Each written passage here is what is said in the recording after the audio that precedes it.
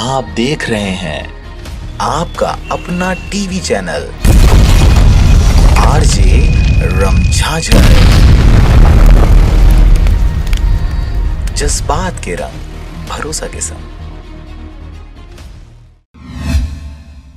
खबर है बिलासपुर जिले का, जहां पर अखिल भारतीय सतनाम सेना का स्थापना दिवस बड़े ही हर्षोल्लास के साथ मनाया गया। इसके साथ ही सतनाम सेना जल्द ही अपना ऐप भी लॉन्च करने वाली है। खबर के अनुसार बिलासपुर जिले में 10 फरवरी को अखिल भारतीय सतनाम सेना के स्थापना दिवस के अवसर पर बिलासपुर के छत्तीसगढ़ भवन में अखिल भारतीय सतनाम सेना के राष्ट्रीय अध्यक्ष राजा गुरु धर्मगुरु बालदास साहेब जी का भव्य स्वागत किया गया। अखिल भारतीय सतनाम सेना के द्वारा छत्तीसगढ़ भवन से बग्गी में सवार राजा गुरु धर्मगुरु बालदास साहेब जी, राजमाता गुरु माता प्रवीण माता, गुरु सोमेश बाबा एवं गुरु ढालदास बाबा विराजमान हुए और आगे आगे गुरु खुशवंत साहेब और गुरु सौरभ साहेब की रैली को संबोधित करते हुए नजर आए। अखिल भारतीय सतनाम सेना के द्वारा भव्य शोभा यात्रा निकाली गई, जिसमें पूरे छत्तीसगढ़ के कोने कोने से सतनाम सेना के लोग बढ़ चढ़कर हिस्सा लिए। छत्तीसगढ़ भवन में रैली आरंभ होकर नेहरू चौक, हरिभूमि चौक होते हुए मंदिर चौक, जराभाटा, महंतबाड़ा पहुंचा,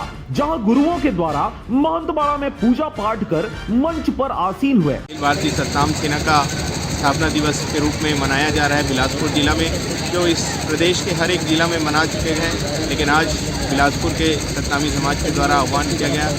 राजा गुरु धर्मगुरु बालदास साहब जी से निवेदन किया गया, बिलासपुर जिला में अखिल भारतीय सतनाम सेना का स्थापना दिवस मनाया जाएगा।